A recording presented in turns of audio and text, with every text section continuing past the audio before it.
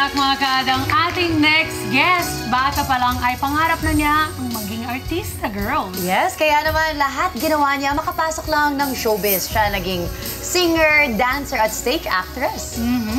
Kaya naman, bago tayo makipagkadamustahan, ay kwekwentuhan niya muna tayo tungkol sa kanyang showbiz journey. Mga kada, please welcome here sa Kada Umaga, Marisa Sanchez! Hi! Magandang kada umaga sa inyong lahat. Well, anyway, before anything else, parang ang laki ng eyebag ko. Naku, nakakahiya yung eyebags ko hanggang dito sa tiyan. Pasensya na, ha? Kasi naman, ang aga-aga ng call time ko, nandito na ako, umaga pa lang.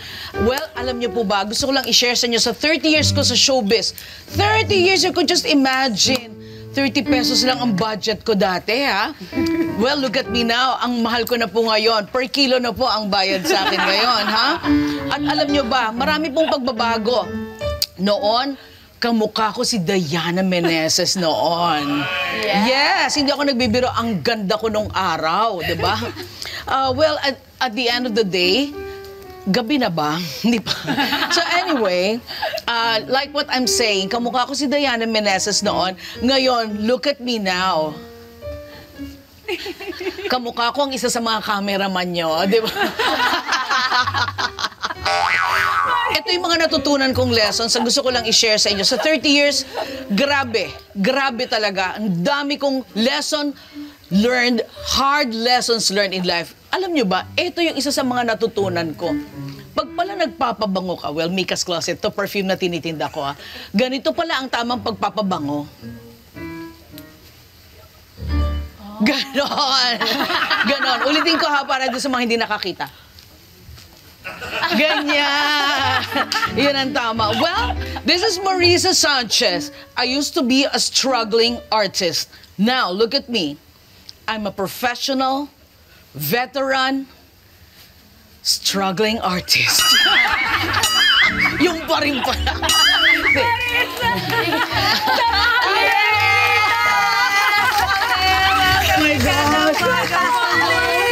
Babata naman itong mga upo.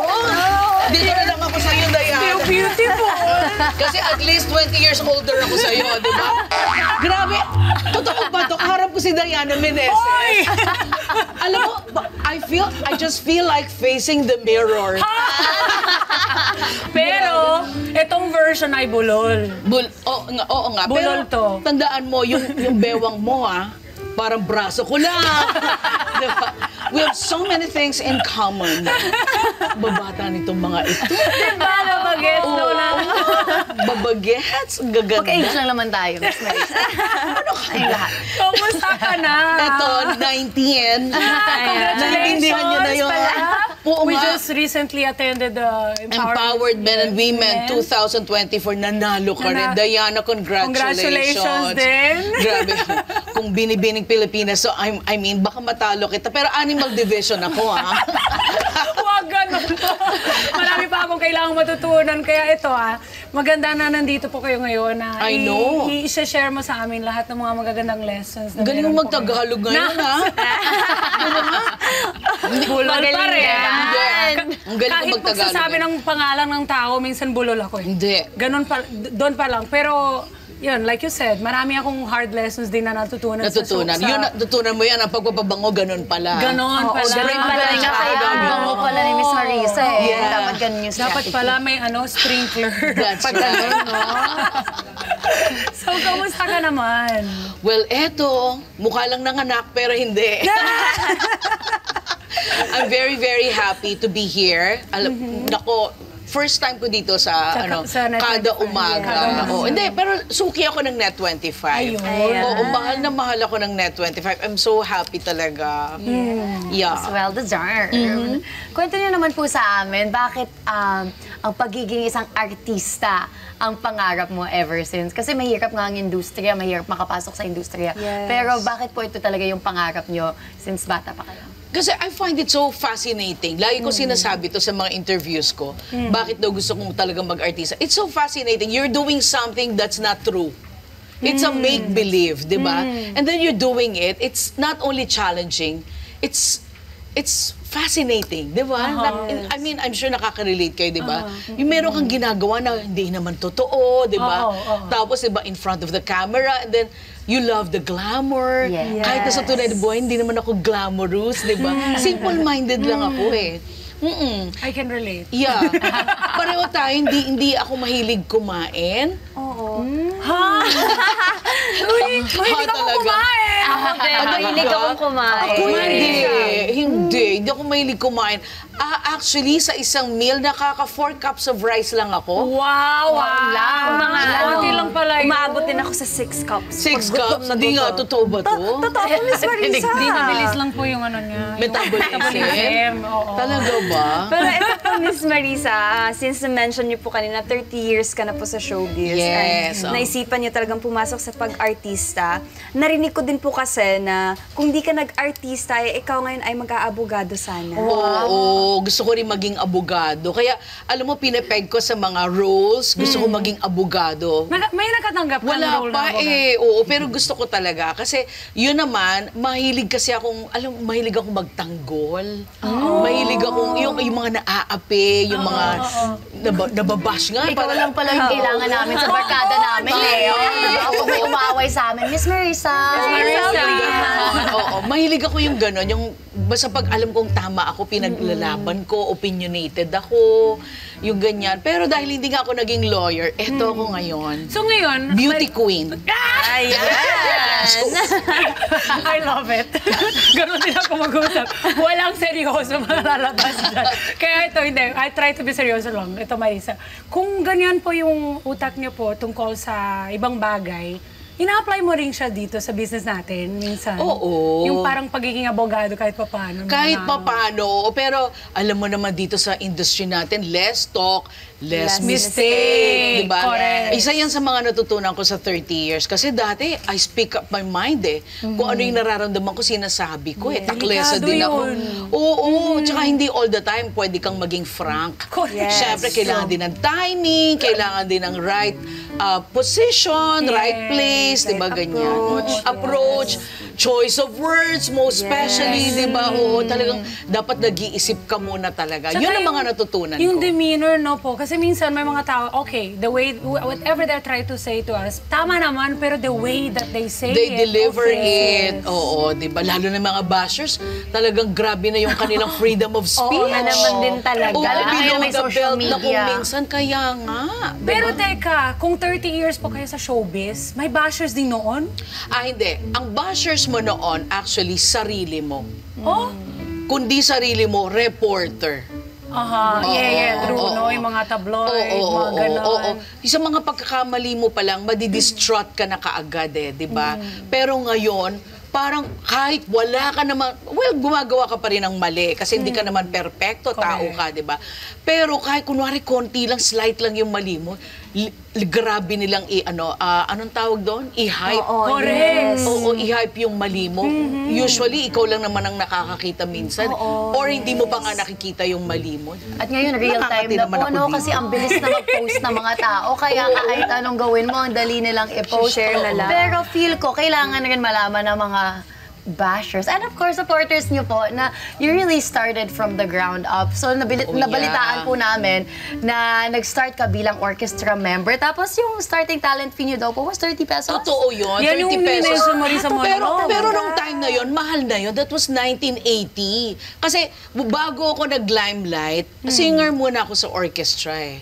Yung 30 years ko, showbiz na yun, ako, Valiente. Siyempre, ang mga nakaka-relate lang dito, yung siguro yung floor director nyo, di ba? Ewan ko sino ba mga kaibigan. Yung mga cameraman nyo, mga bagets. Ang babata. Oo. Yung musical director nyo, siguro nasa mga 30s pa lang yan, di ba? So, yung Valiente, kasama ko dyan si Jose Manalo, Eugene Domingo, Glenda Garcia, Jean Garcia, Michael De Mesa, Tirso Cruz III, Odette Can, the Queen Odette Can. So, kumbaga, parang sa akin, yun yung kino-consider ko kasi first TV ko talaga is Valiente. Pero first hosting job ko, like you guys, Family Cuarta o Cajon, Pepe Pimentel. He's a renowned, impeccable host nung araw. Cuarta o Cajon. Yan, dyan ako nag-umpisa. So, ewan ko, parang ang babata kasi ng mga tao dito. Kahit na magkwento, I'm sure televiewers lang, some of the televiewers can relate. Can relate. Yes. Yung mga Oo. momshies, di ba? Yeah. Sa lahat ng ginagawa niyo po, ano ba yung pinaka-ini-enjoy niyo? Kasi alam ko, kumakanta po kayo ng Oo, bongga. kumakanta ako. Yun nga, sumasayaw din ako kahit Sumasayaw paano. Oo, din. nagamit ko yung pagsasayaw ko nung araw. So, dito, nakakatawa ako sumayaw. Siyempre, kailangan mo... Ako nakakatawa sumayaw. Hindi, Akala hindi. Kasi nga, akala nila pwede isuot ng konting sexy, maganda na tingnan, no.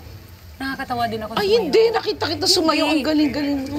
Ay, hindi. Anyway. Hindi. Basta magkasabay kayo. talaga sumayaw. Hinampas si Diana. I-prove natin yan next time. Hindi, totoo yan. Pero ano yung So, pinaka-enjoy mo? pinaka na-enjoy. Tignan mo, di ba nawala ako doon sa question. Kaya lang. Pinaka na-enjoy ko talaga, syempre yung pag-aartista. Oo. I love doing it. Yun nga, like what I said, di ba? Talagang nakakamangha. Parang, wow, nagawa mo yun ang hindi naman totoong nangyayari. Yung mga ganon. Ano ba yung naging paborito niyong role? Or Ako, Yes. syempre, di ba, sa ano to, yung Mulawin gusto ko rin kasi bird ako doon. Oo. Hindi, totoo nga. Lang, huwag kang tumawa, panoorin mo ang Mulawin, makikita mo ako doon. Bird ako doon, tapos wala akong ginawa.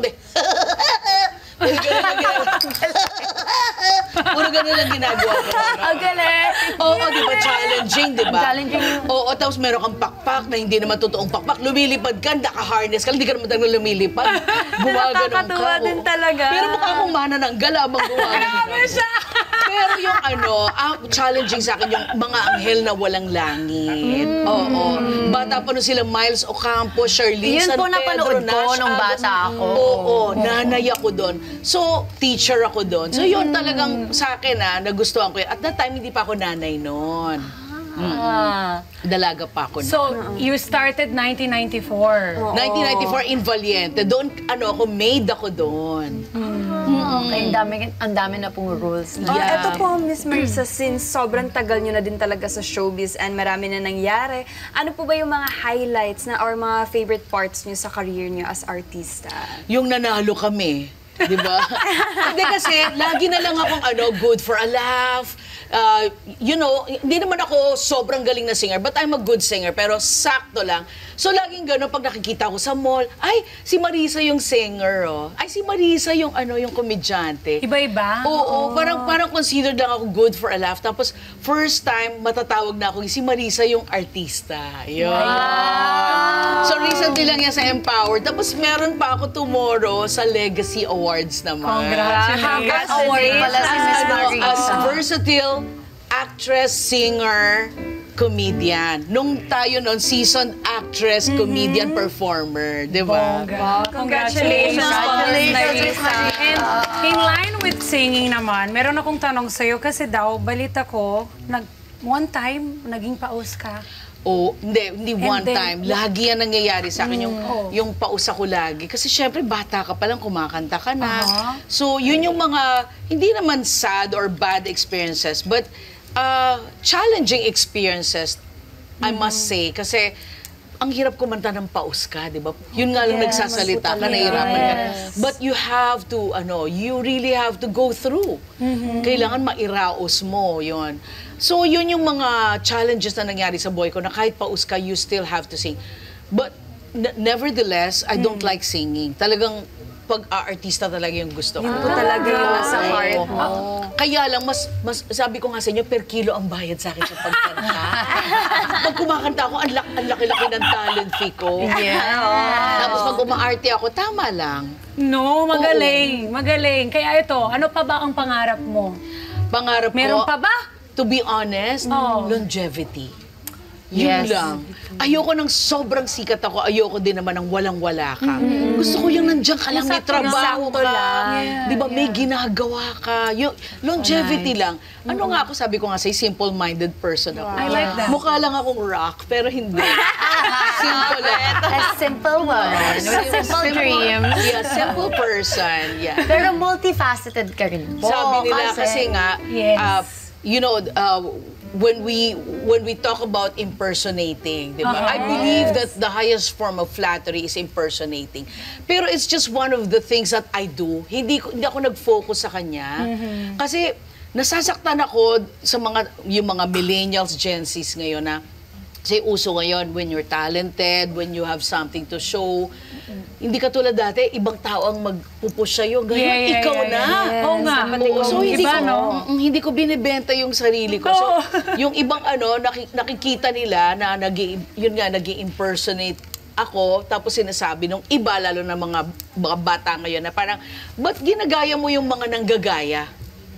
Oo, like, you know, marami na naggagaya ng boses di ba? So, akala nila, ginagaya ko sila, hindi, matagal na akong nanggagaya. Matagal na may gano'n. Oo, sino nakakarinig Yes. ng multiplex? O yan, multiplex days pa lang, kami ni Ate Lani Misalucha, siya si Whitney Houston, ako naman si Barbra Streisand, mga ganyan. Noon pa, Noon people pa. are impersonating. Oo, so oo nga. Tsaka ganun ako, pag nakarinig ako ng song, ginagaya ko eksakto kung sino yung kumanta. Kunwari, Celine Dion, Celine Dion ko yan. Kung Whitney Houston, Whitney Houston. Ang galing. Yun rin po isa sa pinakamahirap, diba? Mag-impersonate talaga kasi That's dapat right. accurate talaga. Oo, pero hindi lang accurate, kailangan funny. Kasi Yes.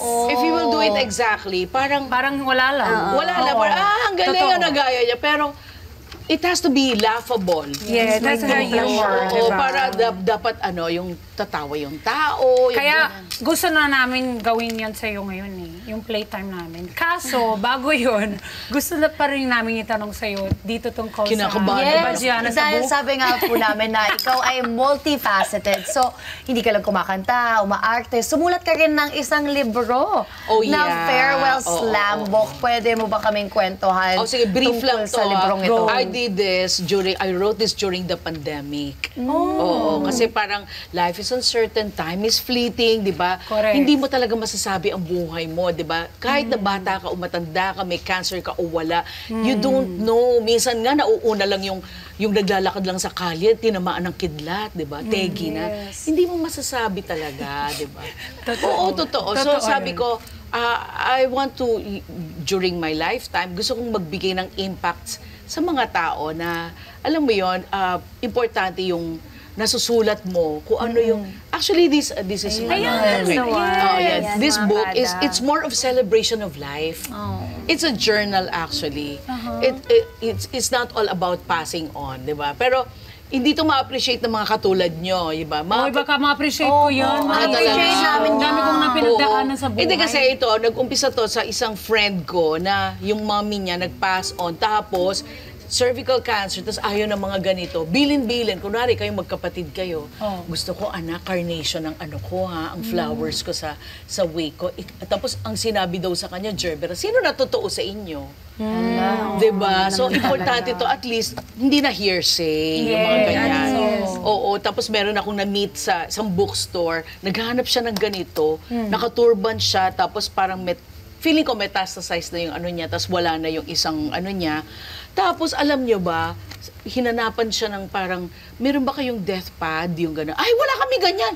So, morbid yung ano, yung tanggap ng sales lady. So, naisip ko, gawa kaya ako ng ganito, yung ganyan.